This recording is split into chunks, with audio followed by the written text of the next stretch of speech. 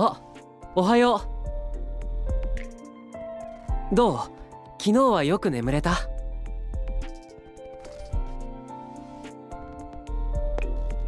あんなことがあったのにすごいね。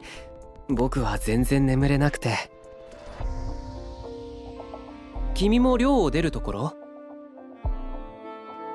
もしよかったら一緒に行かない？学園まですぐだけど。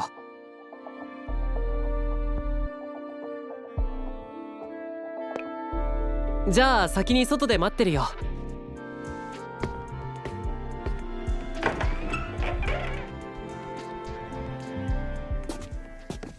昨日はとんでもない登校初日だったね。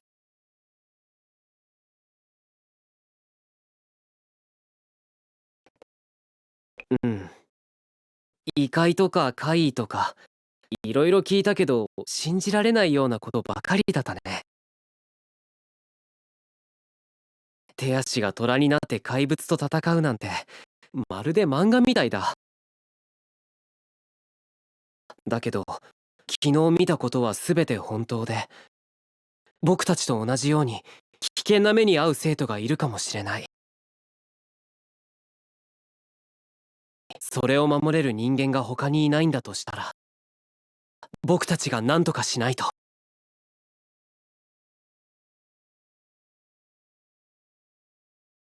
とは言っても、黄昏調査クラブで何をすればいいのか全然わからないんだけどね。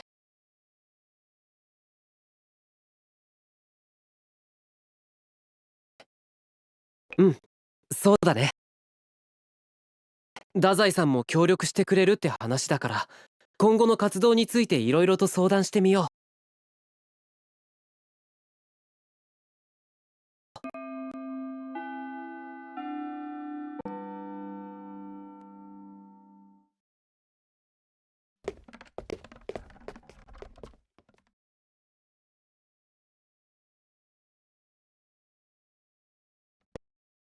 集合場所は太宰さんが決めたから大丈夫だと思うけど、気をつけよう、念のため。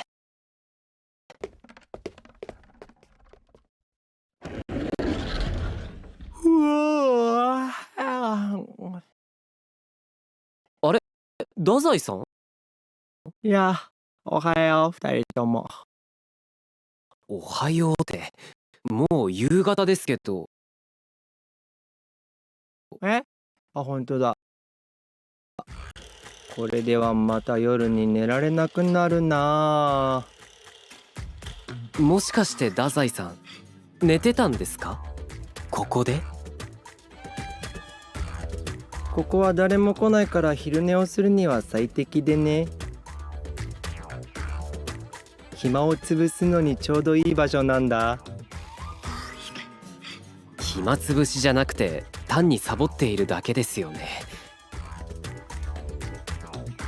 というかしっかり寝てたみたいですけど、いつから旧校舎にいたんですか？朝から。え？だから朝から朝礼の前に抜け出したんだけど、窓から入る日差しが心地よくてね。ついうとうとしていたらこんな時間になっちゃった。朝礼の前ってもう教室にすら行ってないですよね。そんなの国木田さんに知られたらものすごく怒られますよ。大丈夫。国木田くんならとっくに気づいて怒ってる最中だろうからね。全然大丈夫じゃない。怒りすぎると血圧が上がるからやめた方がいいと言っているのだけど。いやー、国木田くんの勤勉さには頭が下がるよね。太宰さんが怒らせるからじゃないですか。さて、今日の本題は情報提供と相談だったね。まずはおさらいといこうか。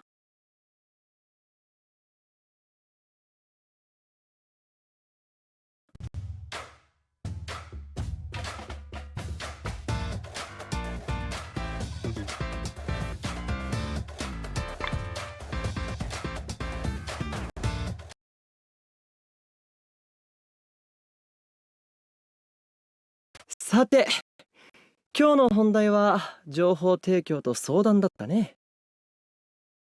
まずはおさらいといこうか。昨日話した内容は覚えているかい？異界とは情報で構築された裏側の世界でしたよね。はい、正解。褒めてあげよう。えらいえらい。ありがとうございます。異界とは、情報や人の感情といった形のないもので形成される特殊な空間だ。その存在は世間一般には知られていない。何せ異界への適合性がなければ入ることも気づくことも不可能だからね。異界に入ることができるのは適合性のある私と淳くん、そして新入生くんのような例外だけ。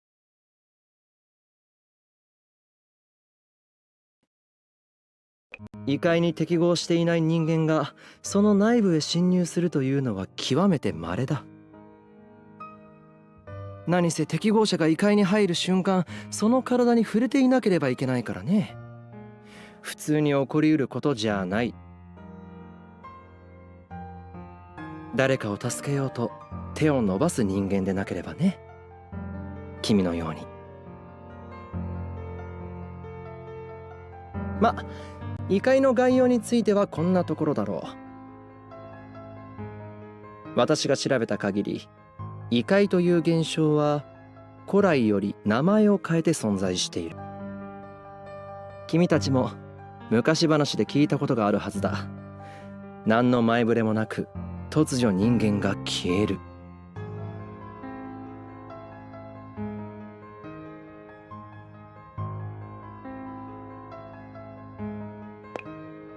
正解だ。淳くんと同じく君も褒めてあげよう。えらいえらい。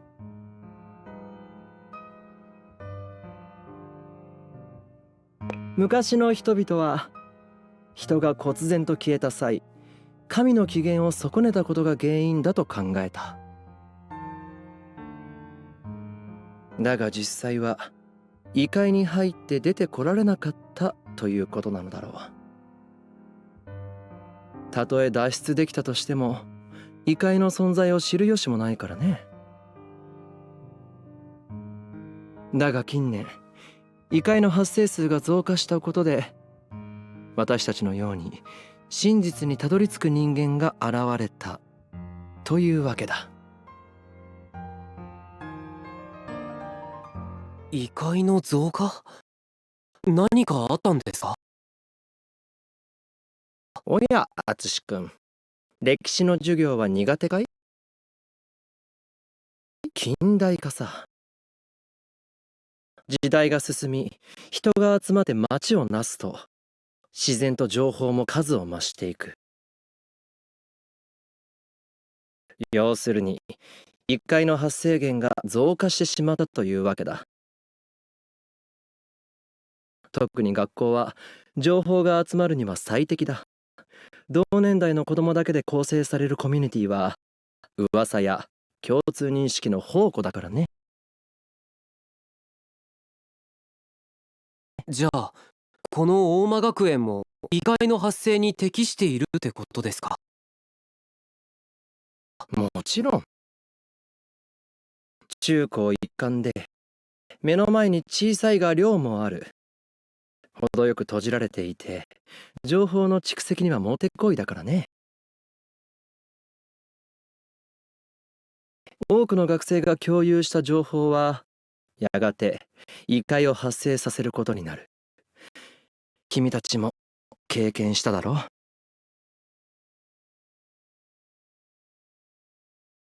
黒猫の会ですね。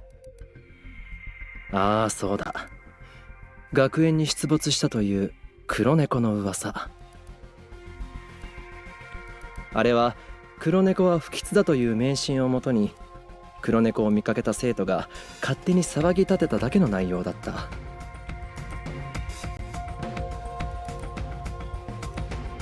調べたところ、話にあるような大怪我をしたという生徒もいなかったし、まあ所詮は噂話といったところだね。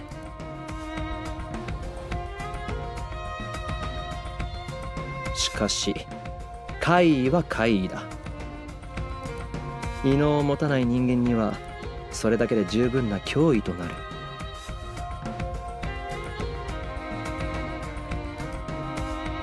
そんな。そしてここで重要な事実が一つ。こうしている今も大間学園には異界が発生している。学園内で広まった情報の中に異界の核となる情報があるということだ。さあここで質問だ。異界を誰よりも先に見つけたい場合、君たちはどうするべきかわかるかい？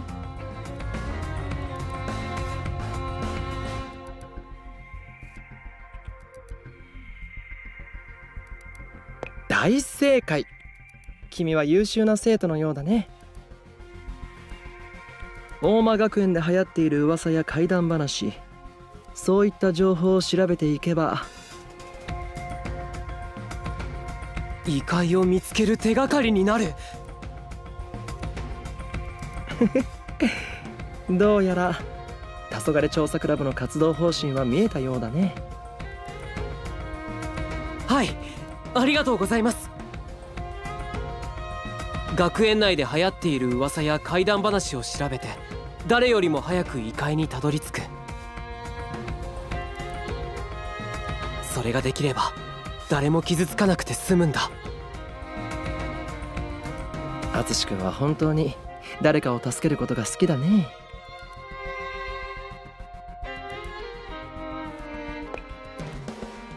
僕があいつらを引きつける。その間に君は離れた場所に隠れて。僕が守らないと。絶対に守らないと。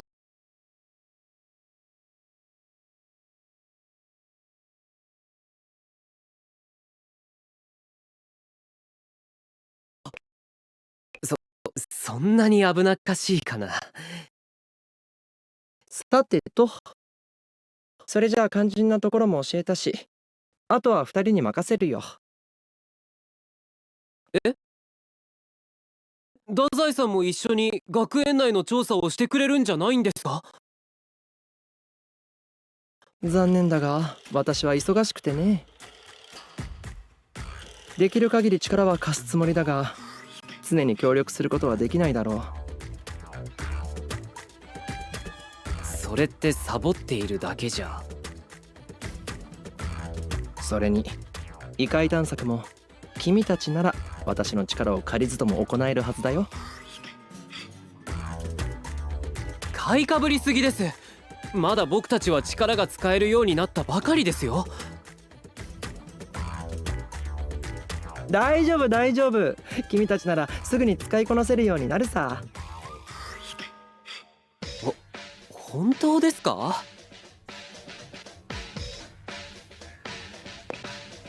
では私はこれで。もし何か異界の手がかりを見つけたら連絡してくれたまえ。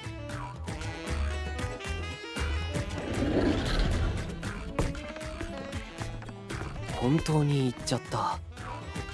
けど太宰さん、異界や怪異にすごく詳しかったね。何者なんだろう。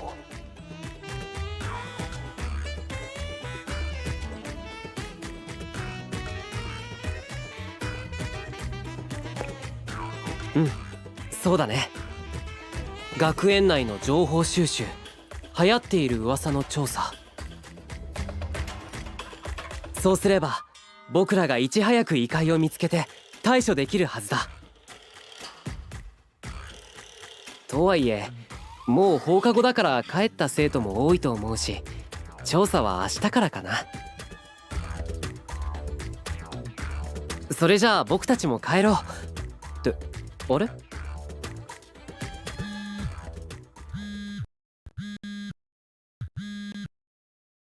スマホが鳴ってる。僕の番号を知ってるなんて一体誰からだろう。あ、国木田さんだ。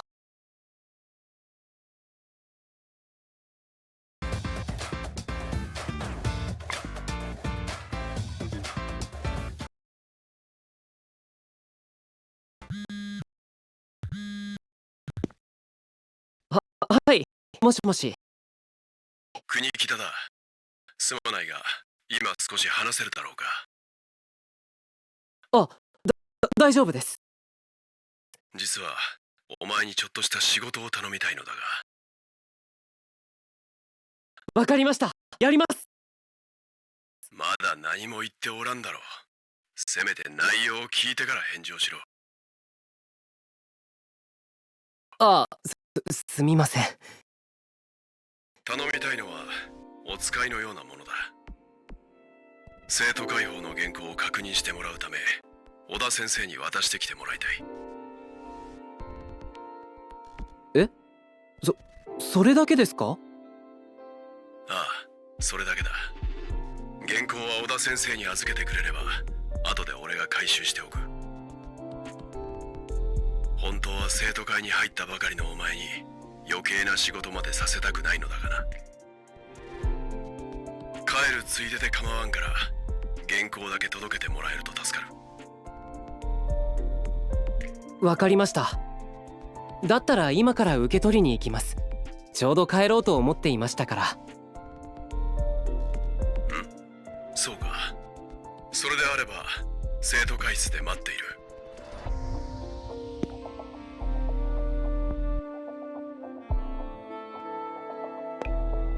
うん、お使いを頼まれた。ごめん、生徒会室に寄らなきゃいけなくなったからちょっと行ってくるね。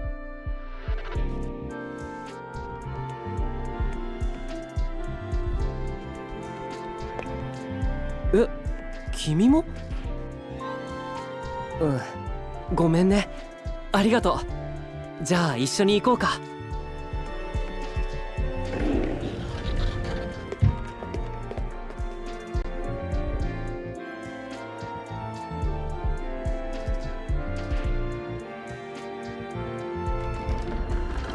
すみません、国木田さんはいますか？おう、敦か。思ったより早かったな。頼みたいのはこの原稿だ。小田先生に渡してきてほしい。はい、それはいいんですけど。どうした？ものすごい量の書類ですけど、なんなんですこれ。ああ、この書類の山か。入学式前後は人の出入りが多くてな、どうしても必要書類が多くなる。もしかしてこれを一人で片付けてるんですか？今日はタイミングが悪く、谷崎兄弟と与謝野さんは別件で席を外している。他に書類仕事をこなせる者がおらんのだ。だから敦には俺の代わりに原稿を。おう、確か敦のクラスメイトの。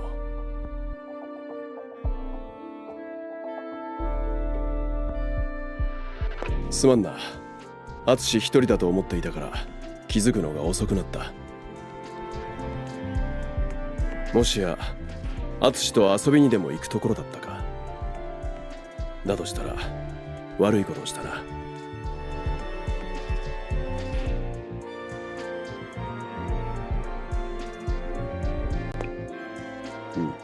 そうか。予定を潰したのでなければいいが。ところで新入生、その後の学園生活はどうだ？何か困っていることがあるのであれば、今からでも話を聞くぞ。いやいやいや、どう考えても国木田さんにそんな暇ないですよね。何を言う。武装生徒会の本分は生徒の支援と学園生活の改善だ。問題を抱えた生徒がいれば何を置いても優先するのは当然だろう。それはそうかもしれないですけど。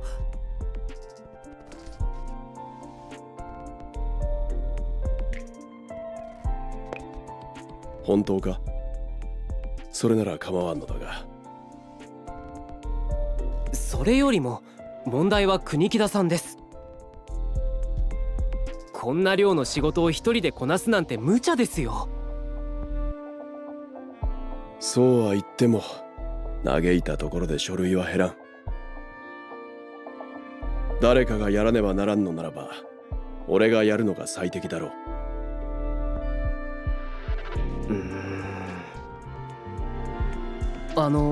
だったら僕が手伝います。なんだと？入ったばかりの新人ですけど、僕も武装生徒会の一員です。お使いだけじゃなくてもっと手伝えることがあると思います。確かに人手が欲しいのは間違いないが、やはり新人に任せるのはまだ早い。申し出はありがたいが。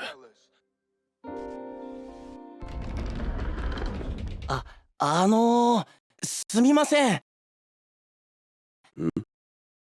なんだ？先生に頼まれて部活の予算申請関連の書類を持ってきました。それと掲示板に貼り出すプリント各種と他にもいくつか。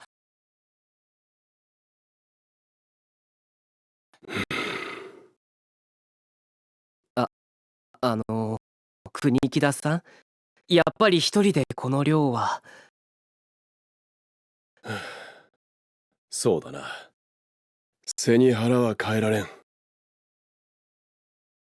淳、すまないが少し手伝ってもらっていいだろうか。わかりました。何？新入生も手伝うだと？一般生徒に仕事を手伝わせるのは俺の予定にないのだが。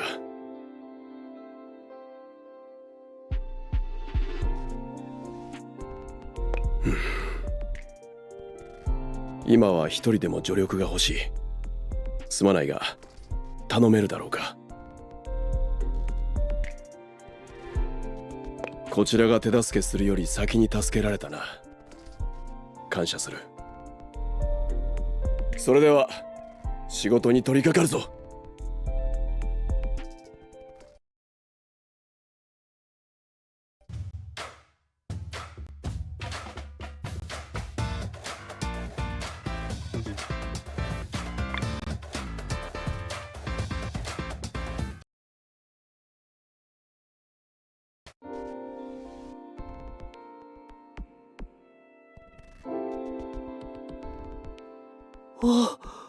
終わった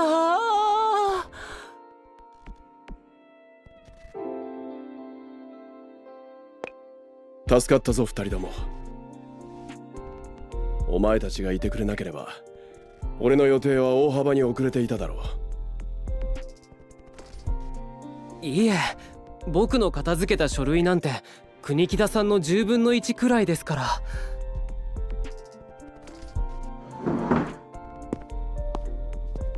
で、国木田さんどこ行くんですか？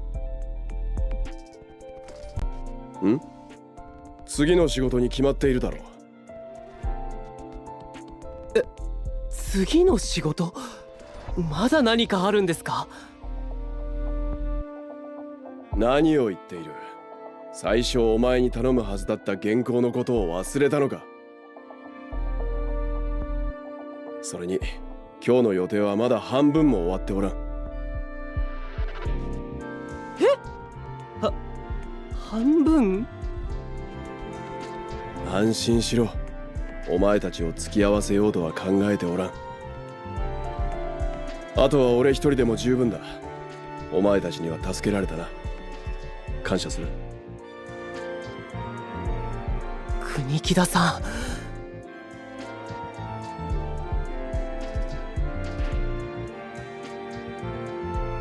そうですよ。本気か？こちらとしてはありがたい話だが。もちろんです。死なばもろとも。この程度で死ぬ奴がいてたまるか。まったく。次は職員室だ。すでに2分17秒遅れている。行くぞお前たち。はい。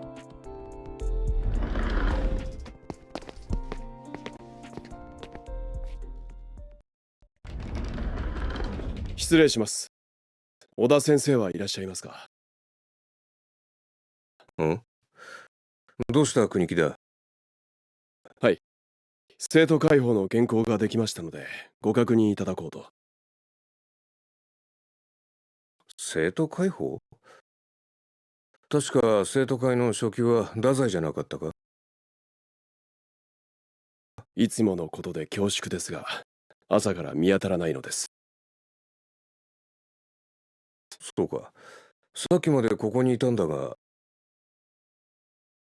太宰が職員室に？あいつ、授業をサボってなぜ？いや、理由など知りたくもないが。次に見かけた場合は国木田に連絡しよう。ありがとうございます。確認した。よくできているな。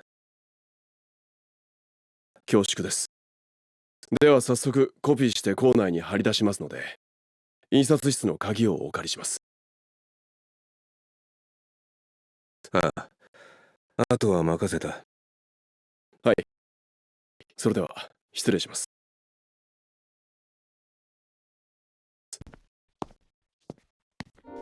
何をしとるんだ貴様らは。なぜ職員室の中に入らん？いえ、用がないのに職員室に入るのはご迷惑かと思いまして。生徒会の仕事なのだから堂々と入ればいいだろう。特に敦、お前は武装生徒会を名乗る以上、教師との会話は日常茶飯事となる。気遅れしないよう心構えだけは持っておくように。はい。さあ、次は印刷室だ。コピーが終わり次第校内の掲示板に貼り出して回るぞ。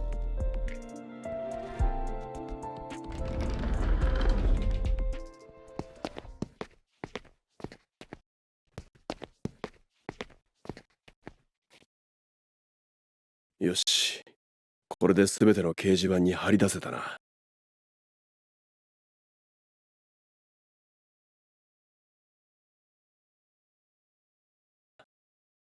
新入生にはまだ馴染みもないはずだ。広く感じて当然だろう。ひとまず生徒会報の件は完了だ。続いての仕事は。おう、ちょうどいいところに。国木田君、少し頼みがあるのだが大丈夫だろうか。広津先生。はい、何でしょうか。実は先日、社会科準備室の扉が開かなくなり、生徒が閉じ込められる事件があった。幸い、短時間で扉は開いたが、念のため、生徒会からも注意喚起をお願いしたい。扉が開かなくなる。何が原因だったのですか？中に人がいることを知らずに別の生徒が施錠してしまったという話だ。不注意による事故ですか？すでに3年生の間では事故について誇張された話が広まり始めている。中には一人で部屋に入ると開かずの間になって閉じ込められるなどという怪談話まで出てくるありさまだ。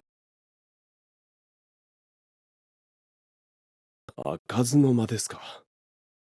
さすがに突拍子がなさすぎると思いますが。学生とはいつの時代も流言飛語に踊らされるものらしい。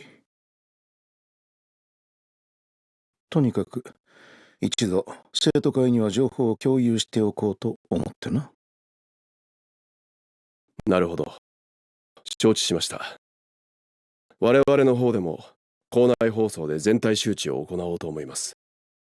また何かあればご連絡ください。が、すまないがあとは任せた。なんだか大人な会話だ。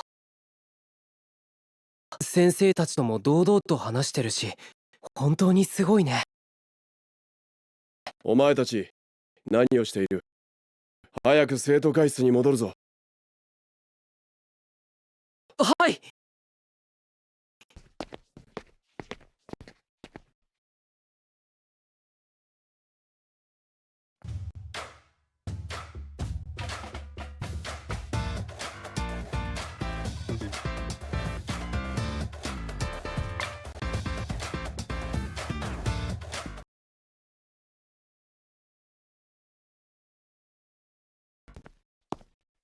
おや、国木田さん、お疲れ様です。おう、坂口か。こんな時間まで見回りとは精が出るな。風紀委員長として当然のことをしているまでです。そちらも生徒会の仕事でしょ。それにしても珍しい組み合わせですね。こんにちは。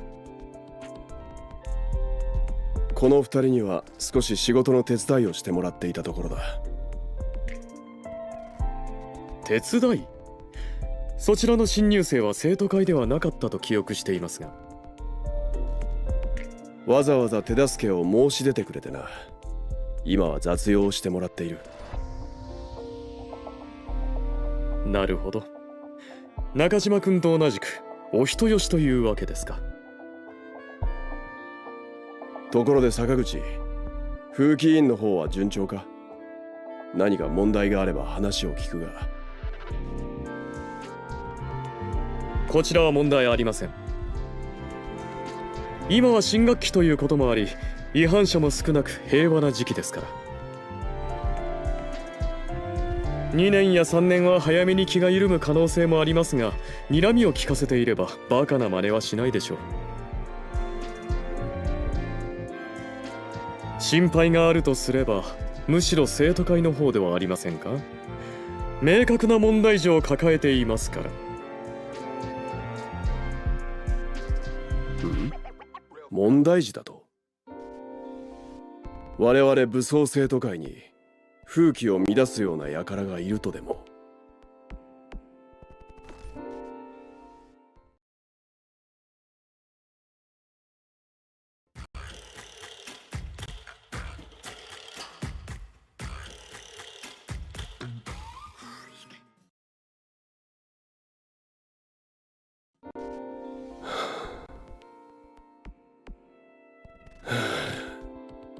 あのサボり常習犯か。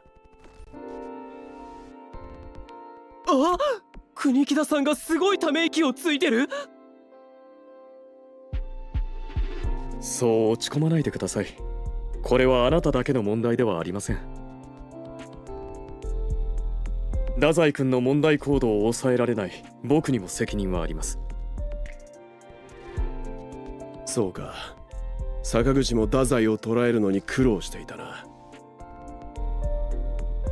お互い苦労しますが、太宰君に関しては情報共有をしながら今年も対策を考えましょう。難しいとは思いますが、生徒会でもできる限り太宰君を抑え込むようお願いします。それでは。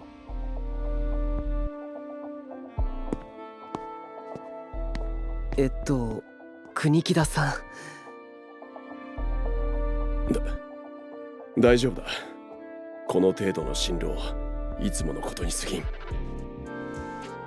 まだまだ仕事は残っているんだ。早く戻るぞ。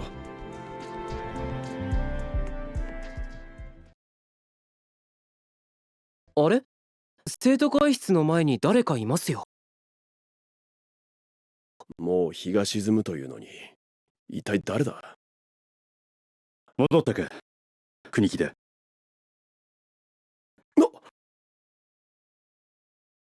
学園長！申し訳ありません。掲示物の張り出しで席を外しておりました。気にするな。偶然部屋の前を行きかかっただけだ。どうだ、生徒会の運営は順調か？はい。先日も太宰の紹介で1名増員し、仕事を教え込んでいる最中です。そうか。生徒会副会長の役職、責務も重いだろうが、乱歩と共に励むとよい。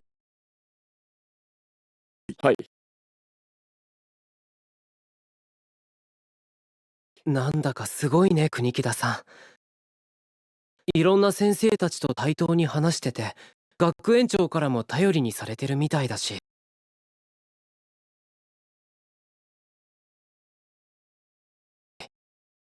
え？あ、そうか。入学式に出てないから知らないんだ。今国木田さんと話しているのが福沢諭吉学園長。大間学園の理事長兼学園長だよ。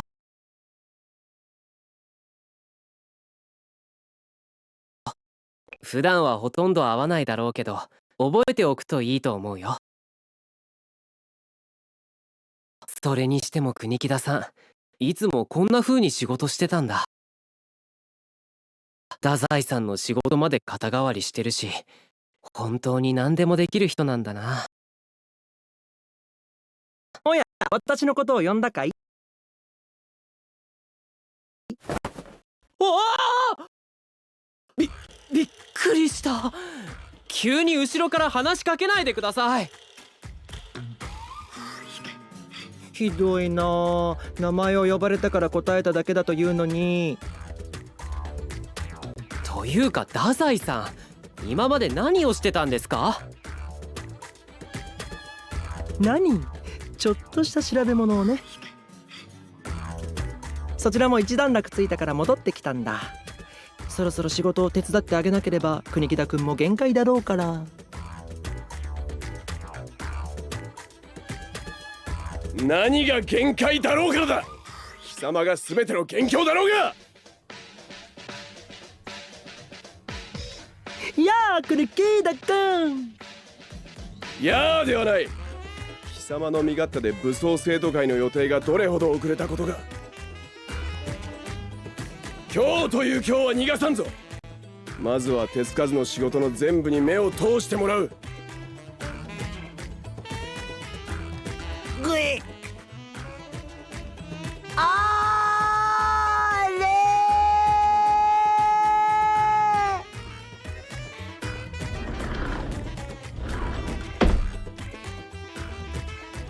ああ、これで国木田さんの仕事が進むといいんだけどな。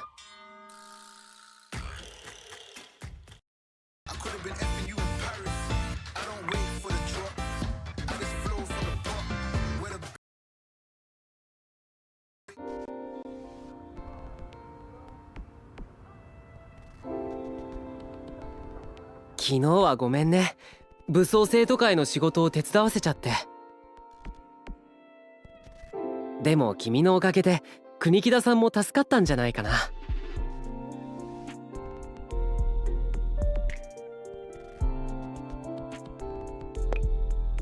そんなことないよ。君も手伝うって言ってくれたから、僕も人一倍頑張らないとって思ったもん。それで今日の放課後についてなんだけど、いよいよ黄昏調査クラブの活動を始めようと思うんだ。情報収集って言ってもまだ具体的に何をすればいいのか分かってないんだけど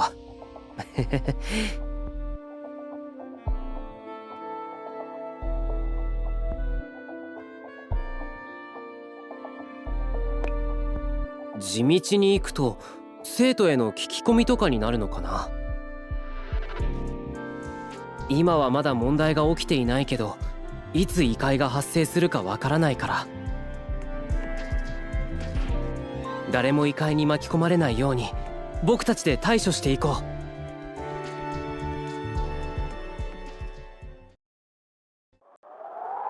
う。おやおや、今日はどうやら風が強そうだ。時間を潰すならどこか別の場所に帰るのが正解か。よっと、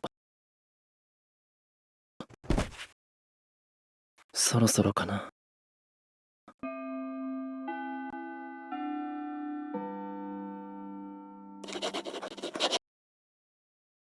はあ、さすがに一人では手が回らんか。太宰のやつはまたどこに行きおった。昨日は生徒会室にぶち込んだ後、おとなしく仕事をしていたというのに。一体どうすればあの当変木は真面目に働くのか。いかんいかん。愚痴を言っている場合ではない。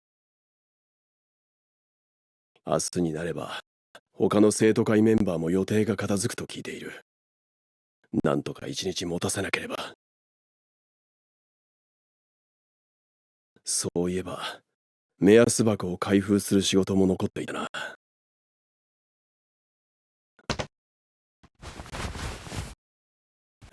何々？友達が社会科準備室に閉じ込められて怖い思いをしたから扉の鍵を外してほしい。これは広津先生が話していた例の事件か。さすがに鍵を取り外すことはできんが、それだけ生徒に不安が広がっているということだろう。全体周知と再発防止策が必要だな。早急に安全対策を講じなければ。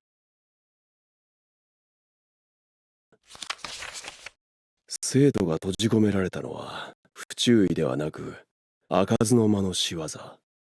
今すぐお祓いが必要。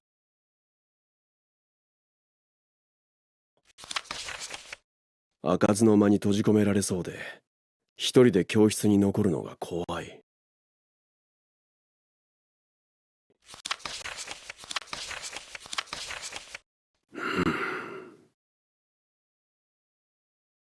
学生といつの時代も流言飛語に踊らされるものらしい。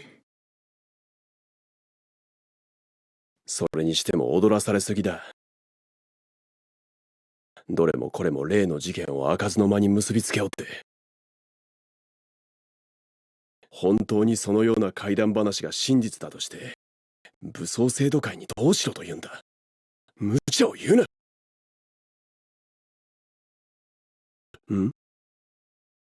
まずい。当初の確認作業に想定よりも時間がかかってしまった。今日の作業で残っているのは昨日片付かなかった太宰の仕事に乱歩さんから任された書類作成、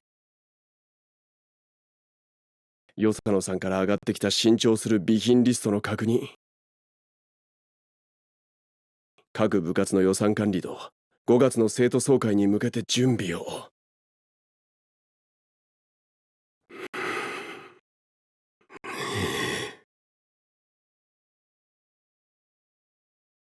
俺を生徒会室に閉じ込める気か。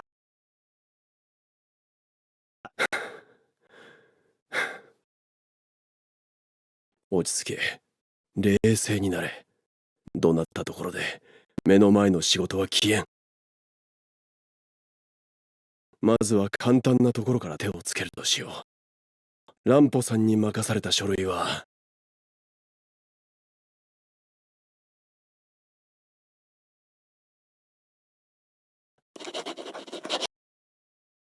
よし。これで書類仕事は完了だ。なんとか日が落ちる前に書類だけでも片付けることができたな。予定より2分13秒の遅れか。これなら他の仕事で巻き返せるだろう。太宰のアホに振り回されてばかりだったが、ようやく予定通りに進められる。残りは生徒総会の準備だな。まずは作成した書類を印刷せねば。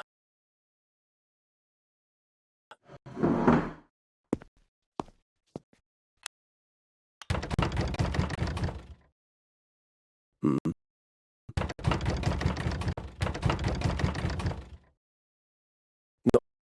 なんだ？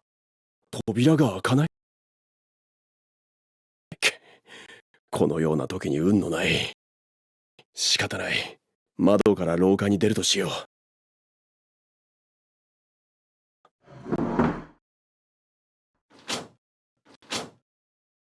どういうことだ？窓も開かないだと？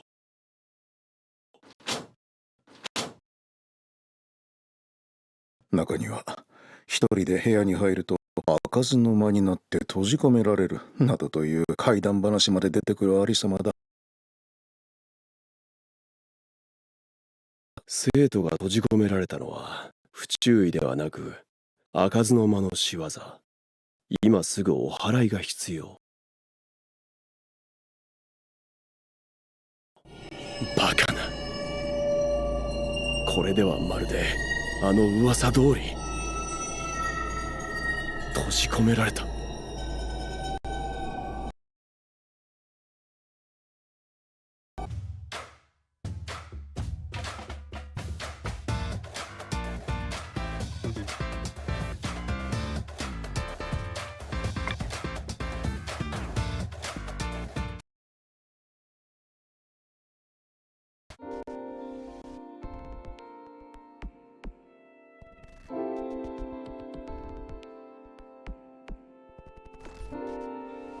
よし、それじゃあ早速聞き込みをしてみよう。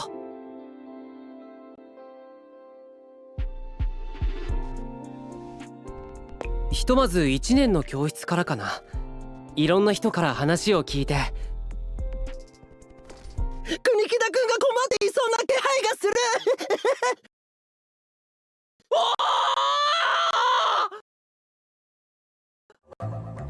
え、太宰さん？いつからそこに？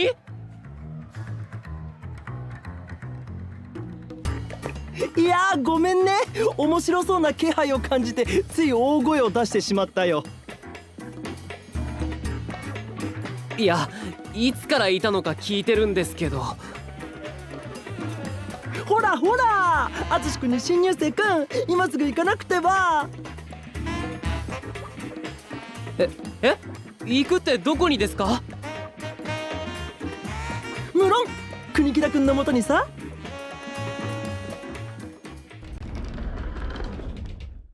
頼もう、国木田くんはいるかい？ちょっと太宰さん、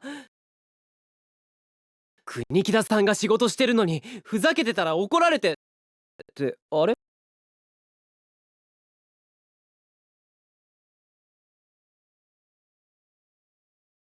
誰もいない？もしかして昨日みたいに別の場所で仕事しているんでしょうか？いや、国木田くんがついさっきまでここにいたのは間違いないよ。え？机の上は整頓されていて書類がない。室内が消灯されていることから今日の仕事は終えたことを示している。しかし生徒会室には鍵はかかっていなかった。あの几帳面な国木田くんが施錠を忘れると思うかい？それじゃあ国木田さんは一体どこに？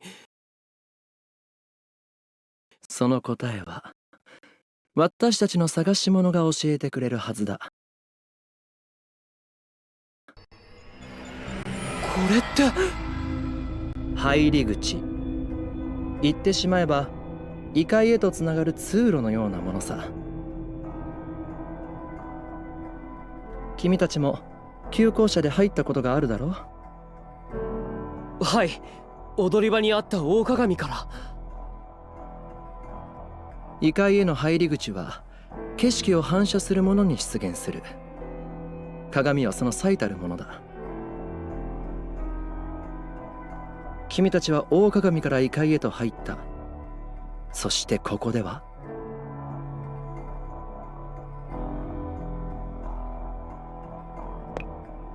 なるほど。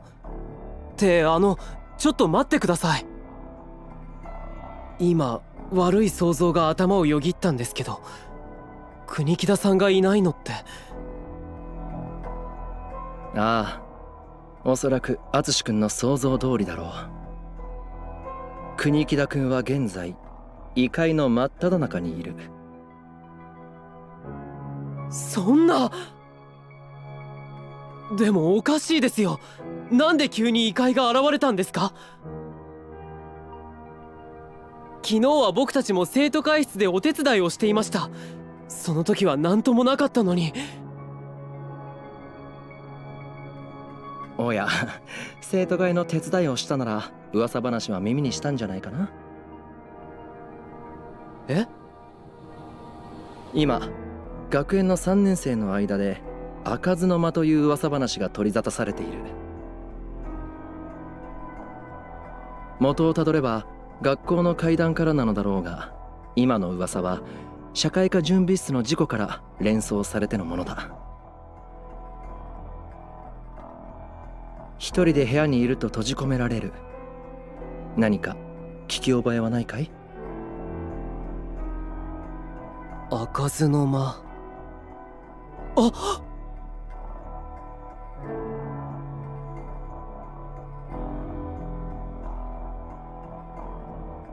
確か国木田さんと広津先生がそんな話をしていました。開かずの間の情報は国木田君の生徒会活動を通じて自然と生徒会室へ集まっていった。その結果、生徒会室で異界が発生し、偶然にも国木田君が居合わせたのだろう。そして仕事を終えた国木田君は運よく異界へ入り込んでしまったというわけだね。いやいやいや、運は全然良くないですよ。そうかな？ここには怪異から生徒を守る黄昏調査クラブがいるじゃないか。さて、初仕事だよ2人とも。いやー、国木田君がどんな反応しているのか実に楽しみだね。笑ってる場合じゃないですよ。もし怪異にでも襲われてたりしたらどうするんですか？国木田君なら大丈夫さ。さあ、ほら行くよ。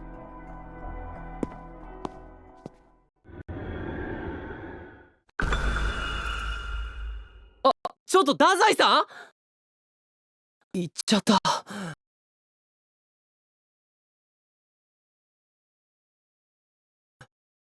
うん、向こうでまた国木田さんを怒らせないといいけど。あれ？でも君は異界に入れないんじゃ。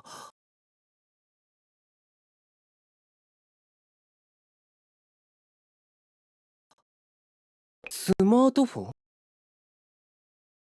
確かに不思議な力を発揮してたもんね。入り口にも入れるのかも。じゃあ早速試してみよう。いくよ。いっせーの、せっ！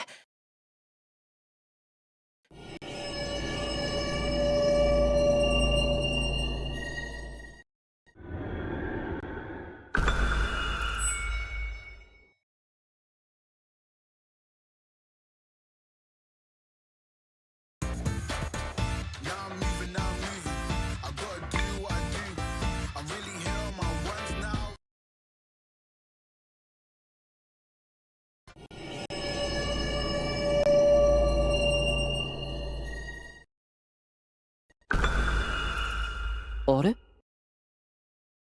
僕たち異界に入ったよね。でもここって生徒会室？だぜい。うわ、この声って。生徒会の仕事もせずにどこにおったのだ、この当変木め。やっほー、国木田くん、大声を出したりして今日も元気がいいね。ふざけるな。お前も一応武装生徒会書記長という責任ある立場の人間だろう。それなのに相も変わらずフラフラとほっつき歩きおって。そうは言っても私もいろいろ頑張ってはいたのだよ。淳君と新入生君の2人に協力して人助けの準備を行ったりとかね。人助けだと？また何かうさんくさいことでも始めるつもりか？うさんくさいとは心外だな。今回の発案者は淳君たちだ。それとも国北君は彼らの善意を疑うというのかい？いや、そんなつもりはないのだが。ああ、なんてひどい。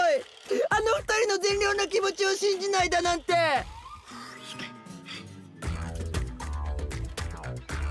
生徒の自主性を重んじる武装生徒会として彼らの善に疑いを持つだなんてあってはならないんじゃないかな。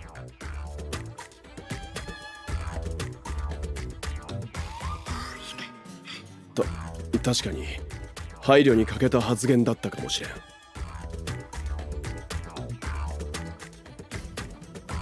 太宰さん、国木田さんを助けに来たのにめちゃくちゃ遊んでる。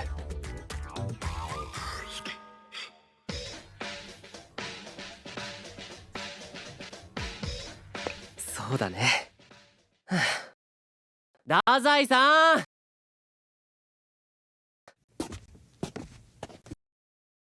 淳、それに新入生まで。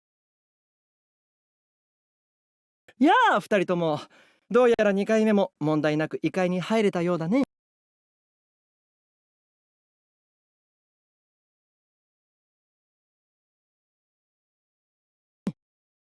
それよりも太宰さん、一体何をやってるんですか？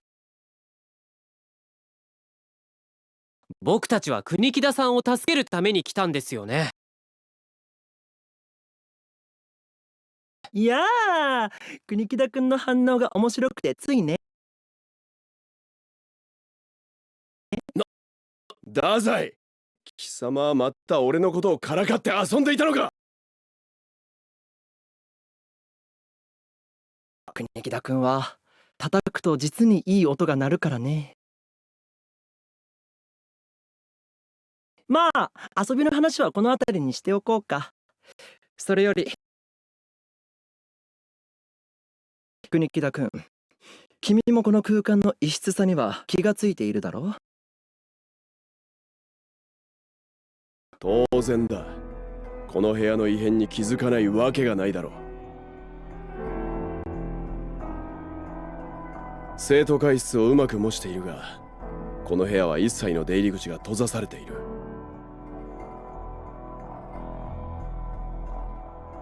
何度か脱出を試みたものの全て失敗。現状の打開案は未だ見つけられん状況だ。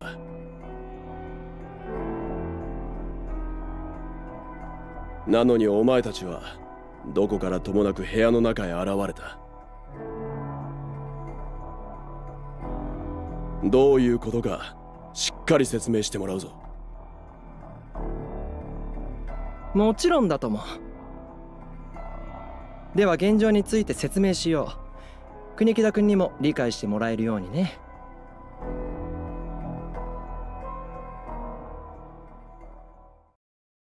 異界に怪異だと。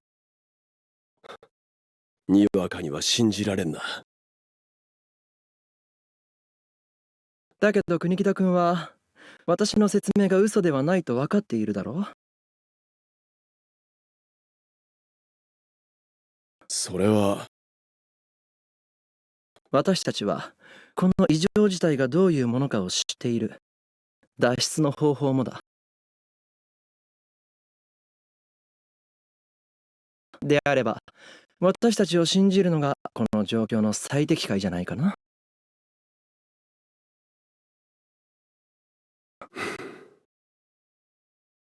わかった。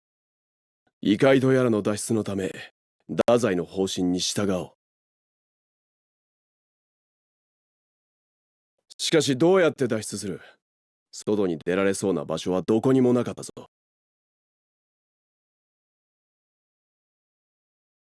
ああ、それについては一つ考えがある。淳君、お願いできるかい？わかりました。なんだ？扉ではなく横の壁など見つめて、一体何をするつもりだ？なーに、簡単なことさ。扉がどうやっても開かないなら別の出口を作ればいい。だが異界の一部を壊すとなると異能を使ったとしても一苦労だろう。そこで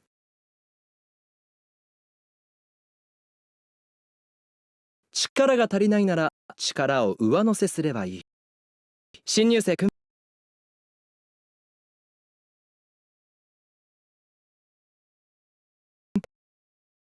淳君を強化してもらえるかい？君が扱う強化能力で底上げすればこの壁も。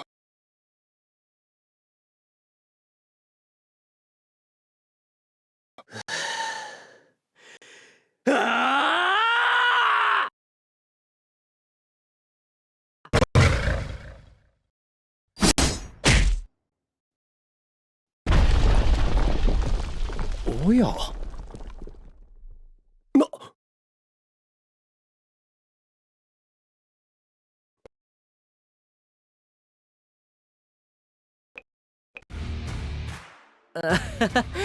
早く異能になれようと思って試しに一人でやってみたんだけど。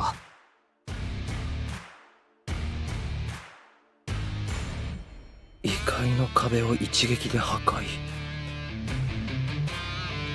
淳君の異能は外見の変化を伴う身体能力の向上だと思っていたのだが、何か違う可能性が。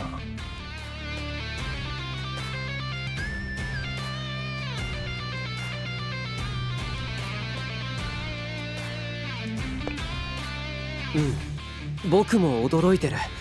あんなに簡単にできるとは思わなくて。でもおかげで脱出できそうだし、なんとかなってよかったよ。ってあれ？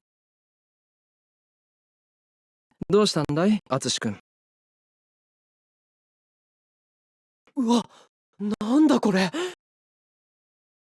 学園の廊下っぽいところにすごくたくさんの扉が設置されています。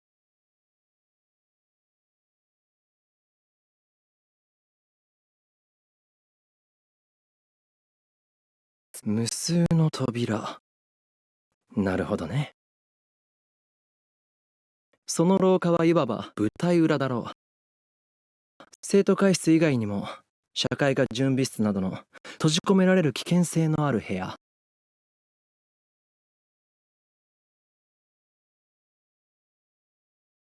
生徒が噂から連想した様々な密室が1階で形作られているんだ。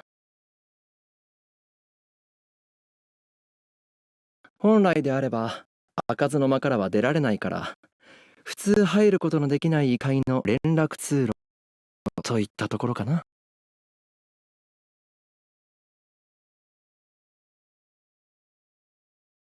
なるほど。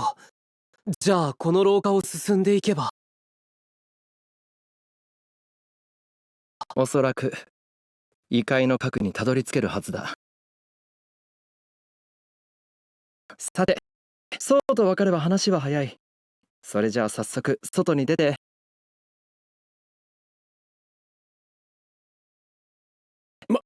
待て！どうかした？どうしてでもこうしてでもない。なんだ敦の今の姿は。しかも扉が開かないからって力ずくで壁をぶち抜いただと。これですか。これが僕の異能なんです。異能は異界でだけ使える特殊能力で、適合性のある人間にしか扱えないって前に太宰さんが。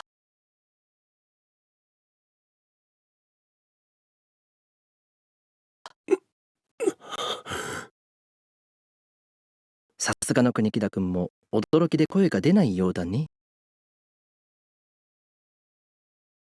だがここにとどまっていては時間がもったいない。道も開いたことだし、ひとまず先へ進もうか。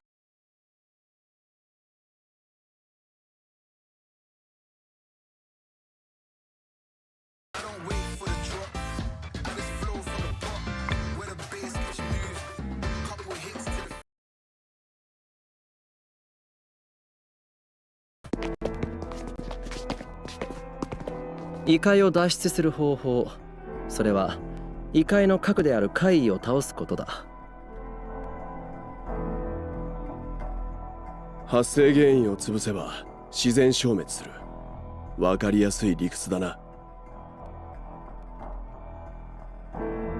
そう。だから私たちは異界の最深部へ進み、異界の核、原点怪異を捜索する。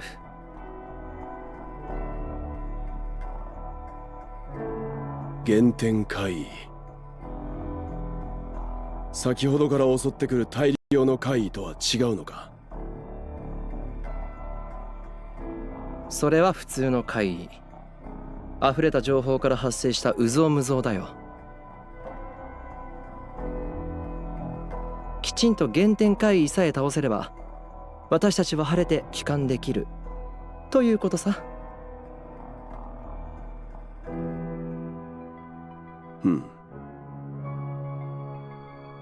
でも太宰さん、開かずの間の怪異ってどんな怪異だと思いますか？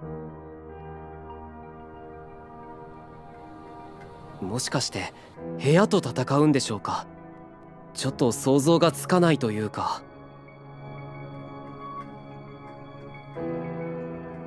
さあ、そればかりは実際に見てみないとわからない。本当に部屋と戦うとしたらなかなかに苦労しそうだね。そんな人事みたいに言わないでくださいよ。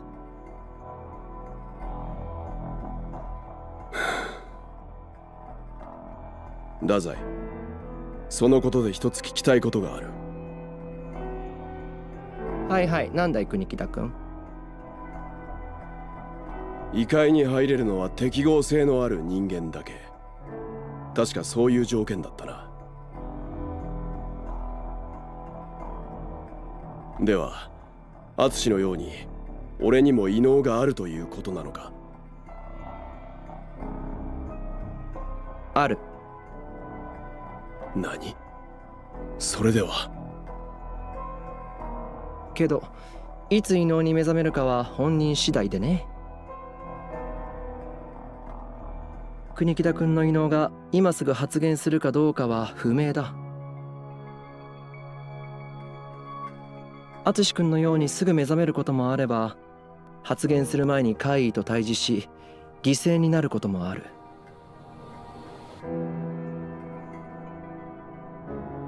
要するに最後は運次第というわけさ。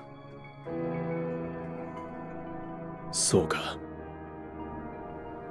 俺も異能が扱えれば戦力として数えられると思ったんだがな。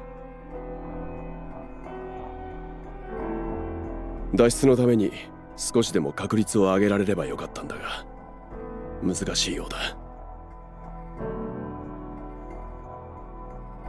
大丈夫です。僕たちに任せてください。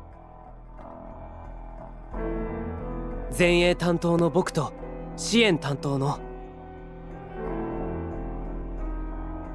それに太宰さんの知識も加われば、どんな怪異でも対処できるはずです。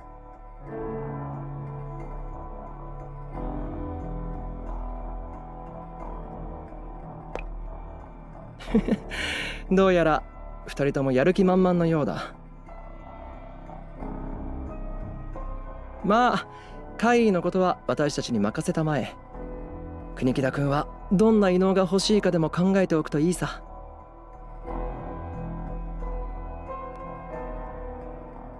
私は国木田君の異能、メガネが光るだと思うのだけれど、どうだろうね。なんだそれは。何の役に立つのだ。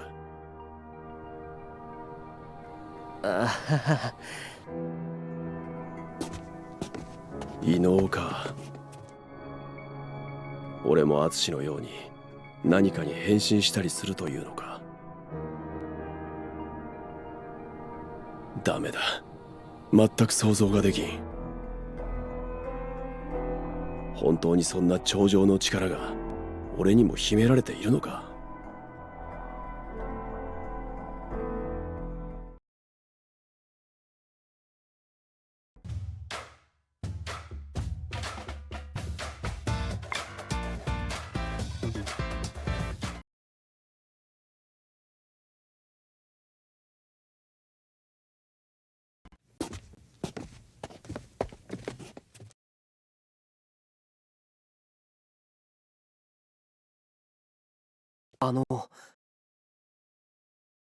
異界の一番奥にあるってことは、これが原点怪異なんですか？どうやらそのようだね。確かに部屋の怪異って想像つかなかったですけど、これってなんだこれは。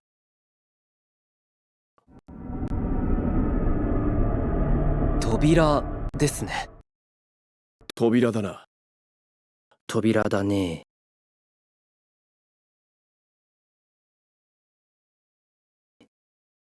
ふむ、そうだね。これはおそらく開かずの間は扉が開かないことに意味があるという認識の結果なんだろう。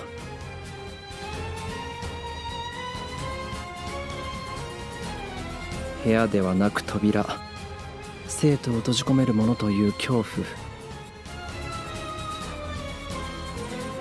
それらが形となっているんじゃないかな。まあそれだけじゃなくて、学校の階段にある開かずの間のイメージも入っていそうだけどね。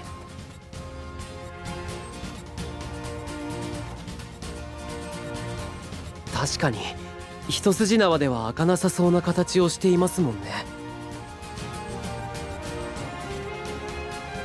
だがあれを壊さなければ脱出できないのは間違いない。敦、助けられてばかりで恐縮だが、あの扉を破壊してもらえないだろうか。はい。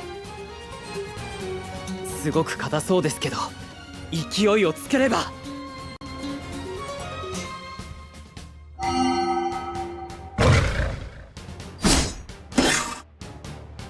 バカな。道中で敦の異能を何度も見たが、とてつもない破壊力を発揮していた。それが傷の一つもつけられずに弾かれるなど。へえ。もう少し攻撃を続けてみます。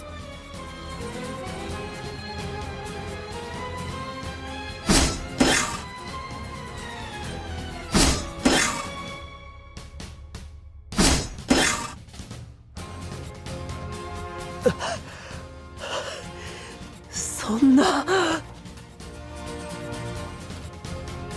あれだけの攻撃を加えて無傷だとふざけている。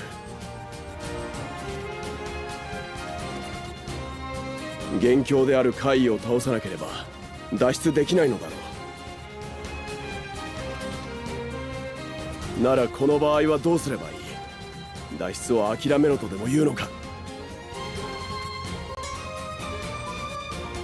あれはただの扉ではなく、開かずの間という情報を形にした怪異だ。一度でも扉が開けば、それはもう開かずの間ではなくなる。故に開いてはいけない。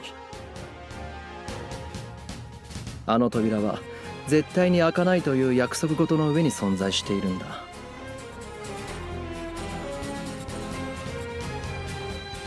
だとしたら扉を壊す行為も無理やり開けようとすることだから。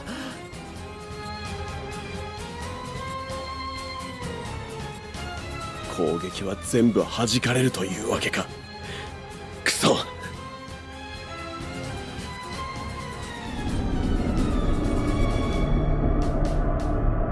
おやおや、扉は動けないから安全だと高をくくっていたのだけれど、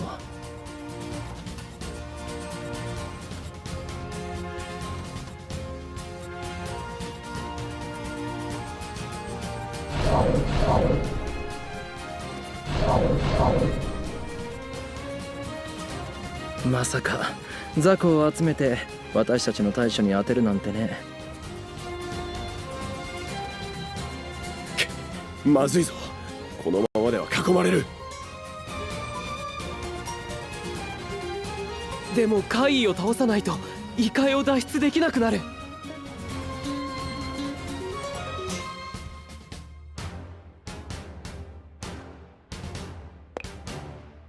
残念だけど一手遅かったようだ。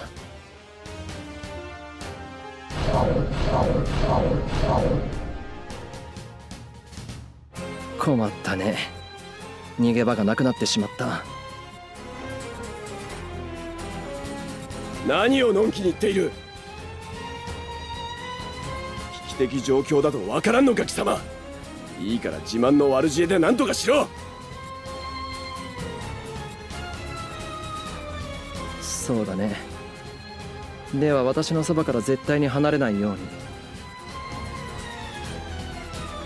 に。現状できるのは支援役の新入生君と戦力外の君を守ってあげるくらいだからね。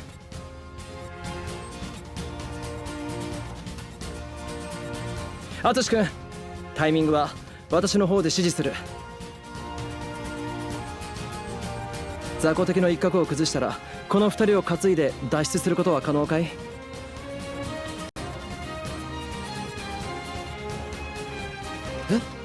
でもそれだと太宰さんが。私の異能を忘れたのかい？自力で身を守りながら逃げればいいのさ。つまり俺は完全に足手まといということか。なぜだ？異界への適合性があるというのならなぜ俺は異能を使えんのだ？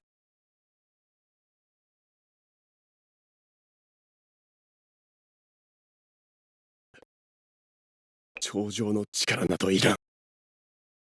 ただ足手まといにならないための、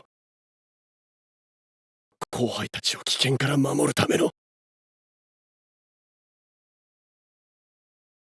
俺の理想を実現するための手段をよこせ！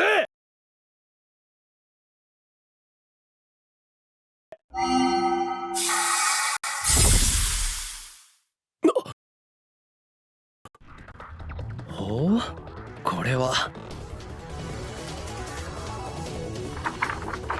俺の手帳が光っている。一体何が起きているんだ？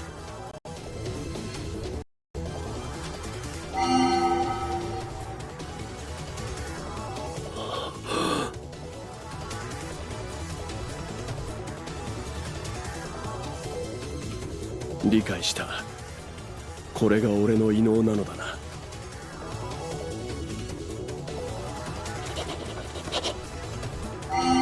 ドッポ銀閣グレネード。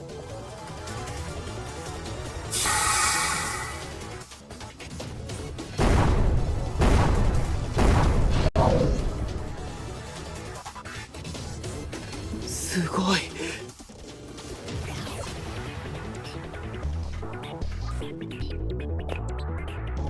俺の異能ドッポ銀閣は手帳に書き込んだものを具現化する能力だ。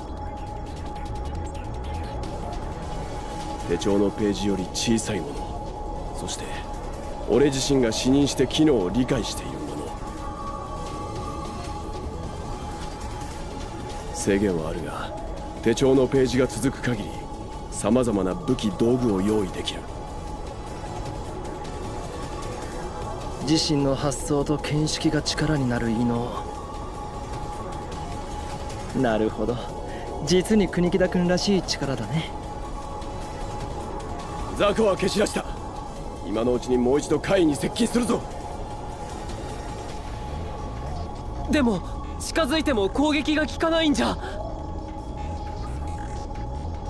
大丈夫だ。俺に突破する策がある。え？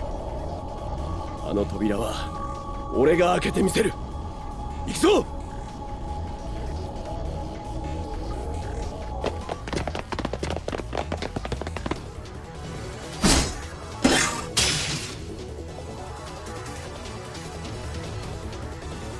国木田さん、やっぱり攻撃が効かないです。任せろ。一瞬だけ時間を稼いでくれ。開かずの間の怪異よ。貴様が開かないという情報に守られるというのなら。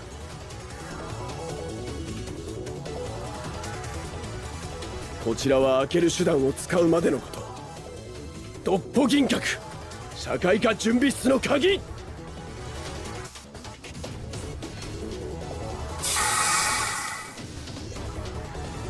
鍵？そう、この怪異は社会科準備室の事故で生まれた。であれば俺は職員室の鍵置き場で社会科準備室の鍵を見ている。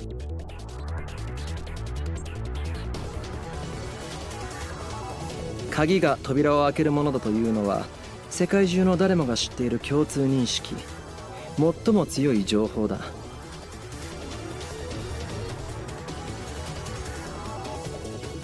開かない扉と開ける鍵、しかも鍵穴まであるとなれば優先されるのは当然。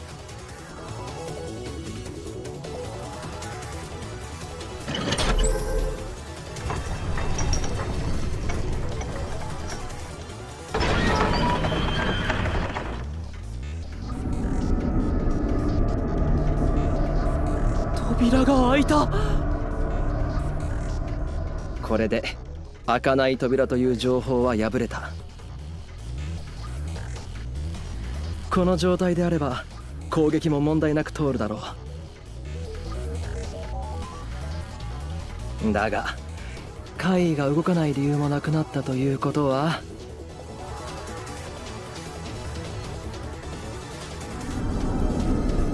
おとなしく俺たちを返すつもりはないようだな。いいだろう、かかってこい。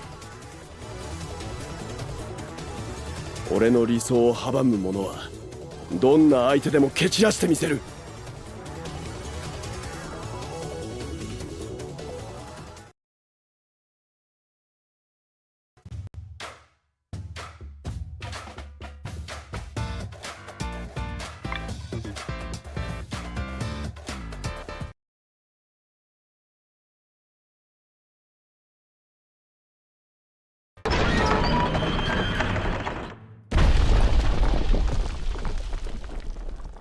扉が壊れた。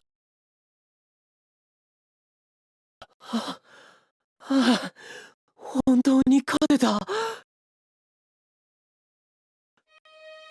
やるじゃないか国木田君。よせ。今回は出たとこ勝負で勝っただけに過ぎん。そもそもだ、お前ならすでに解決策を思いついていたんじゃないのか。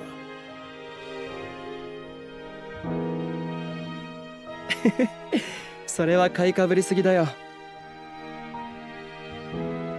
鍵を用意する方法は私も考えたが、国木田君のように実行する手段がなかった。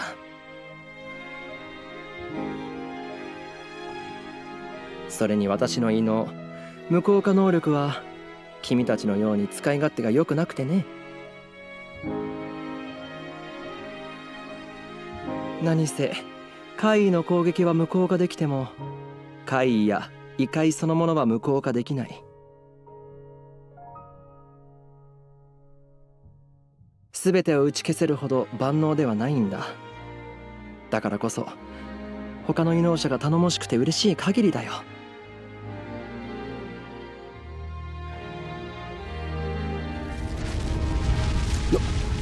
なんだこの揺れは。あ、大丈夫ですよ国木田さん。異界の中心、原点怪異ですか。あれが倒されたから異界が消えるんです。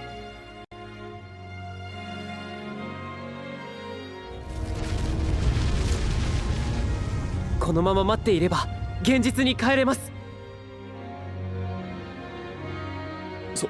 そうなのか。はい。あ、そうこう言ってるうちにもう。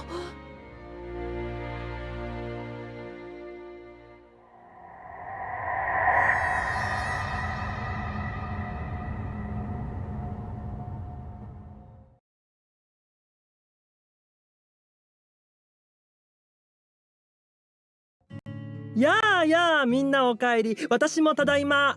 無事帰ってこられたようで何よりだ。今回の怪異、国木田さんがいないと危なかったですね。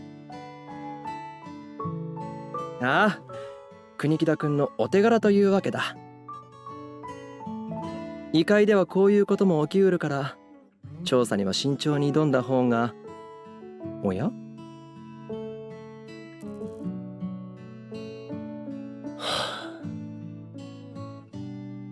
どうしたんですか？ちょっと待て。さすがに今日一日でいろんなことが起こりすぎだ。俺の予定にないどころの騒ぎではない。こんなものをどう扱えというんだ。どうやら国木田君は常識を大きく超えた出来事を前に頭がいっぱいらしい。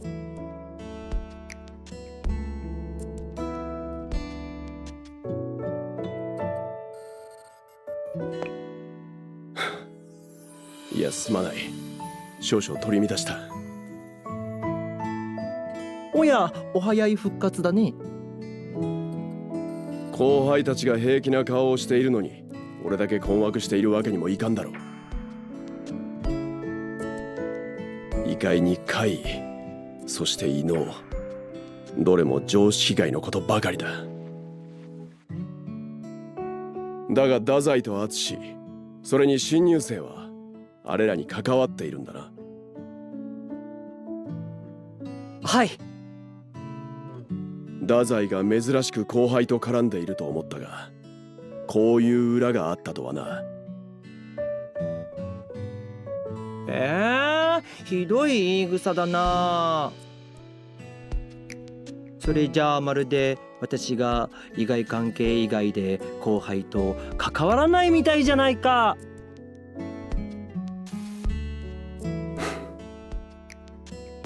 いいかお前たち、一つだけ忠告しておこう。太宰には関わるな。一度関わると絶対にろくなことにならんぞ。なるほどなるほど。国木田君は私のことをそんな風に考えていたんだね。お前に振り回されている俺が言うんだ。間違いだとは言わせんぞ。そもそも異界などという危険な場所に生徒を巻き込むのがどうかしている。淳と新入生は早々に手を引いた方がいい。後のことは俺が太宰と話し合って。待ってください。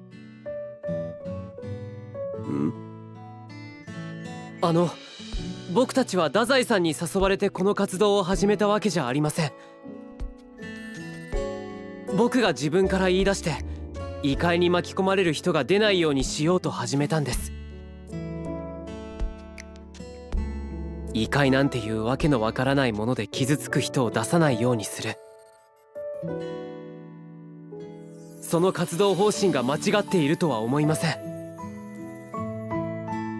異界に巻き込まれる人が出ないようにするためか。まだ僕も異界とか怪異とか知ったばかりでよくわからないですけど、僕の力で誰かを守れるなら人を助けるためにこの活動を続けます。そうか、確かにお前はそういう人間だったな。新入生も同じ意見か。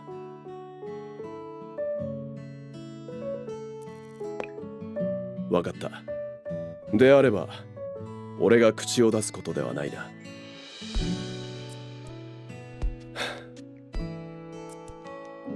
先に生徒会の仕事を助けてもらったのは俺の方だったな。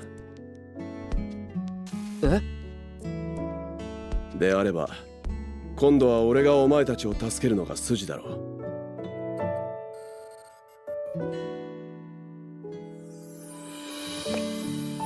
武装生徒会が表立ってお前たちの活動を支援することはできん。だが俺個人の範疇であれば何かしら協力できるはずだ。もし何か困ったことがあれば俺に言え。できることであれば力になろう。本当ですか？学園の中でおかしな噂が流れた時も報告しよう。ではな。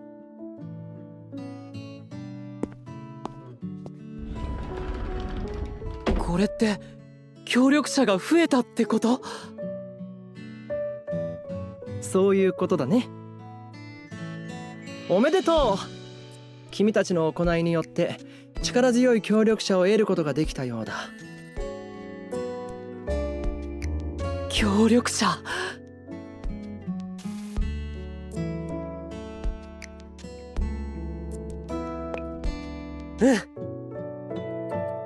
僕たちにできることはまだ多くない。異界についての知識もまだまだだし。だけど協力してくれる人もいるんだから、僕たちにできることを少しずつやっていこ